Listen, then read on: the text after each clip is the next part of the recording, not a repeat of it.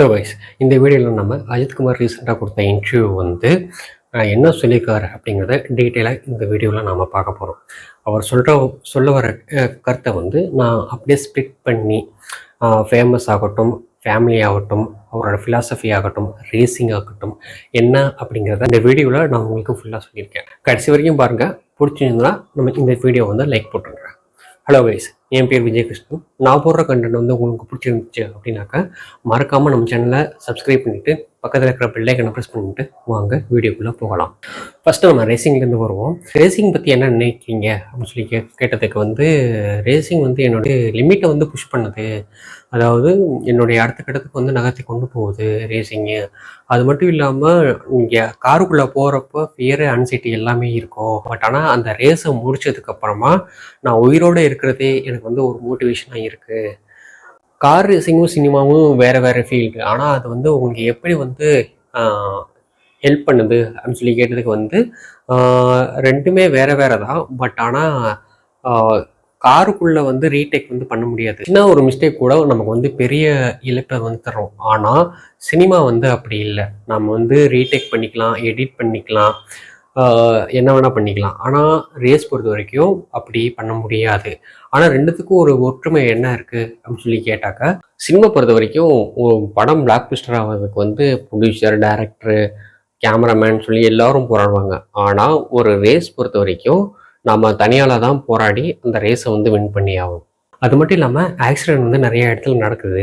ஆனால் மோட்டார் ஸ்போர்ட்ஸில் தான் நிறைய ஆக்சிடென்ட் நடக்கிற மாதிரி காட்டுறாங்க. பட் ஆனால் அது இப்போ இல்லை. அப்படி மோட்டார் ஸ்போர்ட்ஸில் ஆக்சிடென்ட் ஆனாலும் உங்களுக்கு மார்ஷல் இருக்காங்க. வித்தின் மினிட்ல உங்களுக்கு ஹாஸ்பிட்டலைசேஷன் இருக்குது. Number 2, family. இன்ஸ்டாகிராம் போஸ்ட் உங்கள்கிட்ட பார்த்தேன். பட் ஆனால் இது like a father like a Sun சொல்லி உங்கள் மனைவி ஷாலினி போஸ்ட் போட்டிருந்தாங்க. ஸோ அது என்னதுனாக்கா, ஓட்டப்பந்தயத்தில் அப்படியே மின்னல் வேகத்தில் ஓடுறாரு. ஸோ அதை நீங்கள் எப்படி ஃபீல் பண்ணுறீங்க அப்படின்னு சொல்லி கேட்டதுக்கு அதுக்கு நான் ரொம்ப ஷாலினிக்கு தேங்க்ஸ் பண்ணிக்கிறேன். என்னை மாதிரி ஒரு ஆள்கிட்ட வாழ்கிறது ரொம்ப கடினமான விஷயம். நான் மேரேஜ் ஆகி 2 வருஷத்தில் போய் நான் மோட்டார் ஸ்போர்ட்ஸில் நான் ஜாயின் பண்ணுறேன் அப்படின்னு சொல்லி சொன்னேன். பட் ஆனால் அது ஒன்றுமே தடுக்காமல் என்னை அலோவ் பண்ணாங்க. ஸோ அதுக்காக நான் ரொம்ப ரொம்ப தேங்க்ஸ் பண்ணிக்கிறேன். அது மட்டும் இல்லாமல் என் பொண்ணு வோக்கலிஸ்ட் அண்டு பியானோ எல்லாம் வாசிப்பாங்க. என் பையனும் அதுதான். இது ஸ்போர்ட்ஸ் விளாட்றான். அது மாதிரி அவன் பியானோ, வோக்கல் எல்லாமே பண்ணுறான். ஸோ எல்லா இதுக்கும் ஷாலினி தான் காரணம். ரசிகர்களுக்கு என்ன சொல்லியிருக்காரு அப்படிங்கிறத இந்த வீடியோவில் பார்ப்போம். அதாவது என்னன்னாக்கா, ரசிகர்கள் ரசிகர்களாக மட்டும் இருங்க.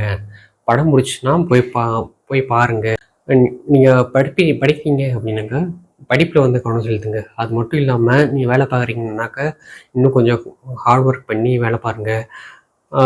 இது சினிமா ஒரு என்டர்டெயின்மெண்ட் மட்டும்தான், என்டையர் லைஃப் கிடையாது அப்படின்னு சொல்லியிருக்காரு. ஒரு சில ஃபேன்ஸ் பண்ணுறாங்க. இது ஃபஸ்ட் ஷோ அன்னைக்கு நார்மலாக இது பண்ணாமல் தேட்டர் ஓனர்ஸ்க்கு பங்கம் விளைவிக்கிற மாதிரி பண்ணுறாங்க. தேட்டரில் போய் வெடி வைக்கிறதாகட்டும், இல்லை தேட்டர் சீட்டு கிழிக்கிறதாகட்டும், இல்லாட்டி ஸ்க்ரீனை கிழிக்கிறதாகட்டும், இப்போ டிஜிட்டலாக இருக்குது. பட் ஆனால் அப்போ நடந்திருக்கு. அது மட்டும் இல்லாமல் இது ஒரு சீன் பிடிச்சிருந்துச்சு அப்படின்னாக்கா அது ரிவைண்ட் பண்ணி போடுங்க அப்படின்னு சொல்லி சொல்கிறதாகட்டும். ரிவைண்ட் பண்ணி போட்டிங்க அப்படின்னாக்கா உங்களை மாதிரி தான் மற்ற மக்களும் பின்னாடி வெயிட் பண்ணிகிட்டே இருக்காங்க. அவங்க டைம் வேஸ்ட் ஆகுது, டைம் எக்ஸ்டெண்ட் ஆகிட்டே போயிட்டுருக்கு. தேட்டருக்கு கரெக்டாக அந்த இதை கொடுக்கணும். அவங்க தேட்டர் ஓனர் கஷ்டப்பட்டு அவங்க தேட்டரை அப்கிரேட் பண்ணி வச்சுருக்காங்க. அங்கே போய் நீங்கள் இது பண்ணுறது சரியில்லை அப்படின்னு சொல்லி ரசிகர்களுக்கு ஒரு அன்பான ரெக்வெஸ்ட் கொடுத்தக்காரு நம்ம ஏகே. எனக்கு 2005 அப்போ எனக்கு ஒரு இன்சிடெண்ட் ஆச்சு.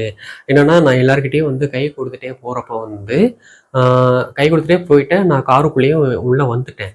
பட் ஆனால் எனக்கு கை ப்ளீடிங் ஆகிருக்கு. அந்த காயம் கூட இன்னும் ஆறவே இல்லை அப்படின்னு சொல்லி அவர் கையை அப்படியே காமிக்கிறாரு. அதுக்கப்புறமா ஒரு ஹோட்டலில் நான் ஸ்டே பண்ணியிருந்தேன். நான் ஸ்டே பண்ணதை பார்த்து அங்கே மக்கள் கூட்டம் கூடிருச்சு. சரி அப்படின்னு சொல்லி அந்த ஹோட்டலோட ஓனர் என்ன சொன்னார் அப்படின்னாக்கா, சரி நீங்கள் வாங்க, ஒரு 4 பேர்கிட்ட மட்டும் ஃபோட்டோ எடுத்துவோங்க. ஃபோட்டோ எடுத்துகிட்டு எல்லாருக்கும் அனுப்பி வச்சிடலாம் அப்படின்னு சொல்லி சொன்னார். சரின்னு சொல்லி நானும் ஃபோட்டோ எடுத்தேன். ஃபோட்டோ எடுத்துகிட்டு எல்லோரும் அனுப்பி வச்சிட்டாங்க ஒரு 2 நாள் 3 நாள். பட் ஆனால் இன்னொரு நாள் வரப்போ நான் வந்து ஹோட்டல் சப்ளையர்ஸ்கிட்ட வந்து நான் வந்து சர்வ் பண்ணிவிட்டு கொஞ்சம் வேலை பார்த்துட்டு இருந்தேன். அந்த நேரத்தில் வந்து ஒரு 18-19 வயசு மதியத்துக்கு ஒரு பையன், அவன் வந்து கையில் வந்து பிளேடு, அதாவது ஷேவ் பண்ண பார்பர் ஷேவ் பண்ணுவாங்கள்ல அந்த பிளேடு, அது வந்து இதுக்கு அடியில் வச்சு இது கட் பண்ணுறதுக்காக வந்தான். ஸோ அது வந்து ஒரு செக்யூரிட்டி பார்த்து தடுத்து நிறுத்திட்டாரு. அந்த பையனுக்கு கிட்டத்தட்ட ஒரு 18-19 வயசு தான் இருக்கும். ரசிகர்கள் வந்து அவங்க அன்பாக காட்டுறாங்க. ஆனால் அவங்க காட்டுற விதம் தான் ஒரு சில நேரத்தில் வந்து நல்லதாகவும் ஒரு சில நேரத்தில் மோசமாகவும் இருக்குது. அது மட்டும் இல்லாமல் எனக்கு வந்து இந்தியாவில் வந்து காரை வந்து டிரைவ் பண்ணவே முடியாது. அப்படி நான் ஃபேமிலியை கூட்டிகிட்டு வெளியே போகணும் அப்படின்னா கூட வெளியே போக முடியல. வீட்டை விட்டு காரை கிளம்புனாவே கிட்டத்தட்ட ஒரு 50 பேர் வந்து பின்னாடி வந்து ரவுண்ட் அப் பண்ணிடுவாங்க. ரவுண்ட் அப் பண்ணிவிட்டு, சார் ஃபோட்டோ எடுக்கணும் சார், டோர் தரங்க சார் அப்படின்னு சொல்லி சொல்லுவாங்க. அது மட்டும் இல்லாமல் அவங்க வந்து மற்றவங்கள வந்து கன்சிடரே பண்ண மாட்டாங்க. எது ஆம்புலன்ஸ் நிற்கிது, அது மட்டும் இல்லாமல் வேலைக்கு போகிறவங்க ஆகட்டும், அவங்க பியூட்டி பார்க்குறது ஆகட்டும், அவங்கெல்லாம் இருக்காங்க. அவங்கள பற்றிலாம் எதுவுமே கன்சிடர் பண்ணாமல் இவங்க வந்து இந்த மாதிரி வந்து டோரை இறக்கி விடுங்க சார் அப்படின்னு சொல்லி டோரை இறக்கி விடுங்க சார் அப்படின்னு சொல்லி இது பண்ணுவாங்க. ஸோ அதனால் நான் வந்து இந்தியாவில் இருந்தாக்கா நான் வீட்டுக்குள்ளே தான் இருக்கணும். அதனால தான் நான் வந்து துபாய்க்கு வந்து ஷிஃப்ட் ஆகிட்டேன். இங்கே எதுக்கு ஷிஃப்ட் ஆனேன் அப்படின்னாக்க, இங்கே வந்து கார் ரேஸ் வந்து கண்டினியூஸாக எனக்கு இருக்குது. துபாய், பக்ரைன் அப்படின்னு சொல்லியிருக்காரு. நமக்கு என்ன நடந்தாலும் நாம தான் அதுக்கு வந்து பொறுப்பு. அதாவது ஒரு சின்ன விஷயமாகட்டும் இல்லை பெரிய விஷயமாகட்டும், எது இருந்தாலும் நாம தான் அக்கௌண்டபிலிட்டி வந்து எடுத்துக்கணும். இப்போ ரீசெண்டாக நடந்த ஸ்டேர் கேஸ் கூட அப்படி தான் ஆகிருக்கு. ஸோ அதில் வந்து எங்களோட மிஸ்டேக்கும் இருக்குது. நான் வந்து பர்ஃபெக்ஷன் 100% பர்ஃபெக்ட் பர்சன் வந்து கிடையாது. ஆனால் நேற்றை விட இன்றைக்கி வந்து நான் பெட்டராக ஆகணும் அப்படின்னு சொல்லி ஒவ்வொரு நாளும் நான் வந்து முயற்சி பண்ணிகிட்டே இருக்கேன் அப்படிங்கிறதையும் சொல்லியிருக்காரு. பீப்புள் வந்து ஃப்ரீபீஸ் வந்து நிறைய எதிர்பார்க்குறாங்க. இது அவங்கவுங்க வேலையை வந்து பார்க்கப்படுங்க. அரசியல் கட்சியாகட்டும் யாராகட்டும், அவங்க வந்து ஒரு 5 வருஷம் இருக்காங்க அப்படின்னாக்க, அந்த 5 வருஷம் முடிச்சதுக்கு அப்புறமா அவங்கள பற்றி வந்து பேசுங்க. எல்லாருமே மேஜிக்காக பண்ணிட முடியாது. அவங்களுக்குன்னு ஒரு புரோட்டோக்கால் இருக்கும். அந்த புரோட்டோக்கால் படி தான் அவங்க வந்து பண்ண முடியும். ஸோ அதுக்கு வந்து சம் டிலே ஆகும். அதுக்கு முன்னாடி வந்து இவங்க அப்படி பண்ணிட்டாங்க, அவங்க இப்படி பண்ணிட்டாங்க அப்படின்னு சொல்லி சொல்கிறது இல்லை. இது மீடியா வந்து நீங்கள் கண்டிப்பாக இந்த ஆக்டர் வந்து இத்தனை கோடி இது வசூலாகிருக்கு, அந்த ஆக்டர் இத்தனை கோடி வசூலாகிருக்கு அப்படின்னு சொல்லி சொல்கிறத வந்து நீங்கள் ஸ்டாப் பண்ணணும். அது மட்டும் இல்லாமல் இது நீங்கள் இப்படி பண்ணுறதுனால மக்களுக்கு என்ன ஆகுனாக்க, ஓகே நம்மளை விட இவர் ஜாஸ்தி ஆகிறாரா, ஸோ அடுத்து நம்ம வந்து ஜாஸ்தியாக இன்னும் கொடுக்கணும், இன்னும் புஷ் பண்ணிட்டு தான் இருப்பாங்க. ஸோ நீங்கள் வந்து இதை ஸ்டாப் பண்ணணும்.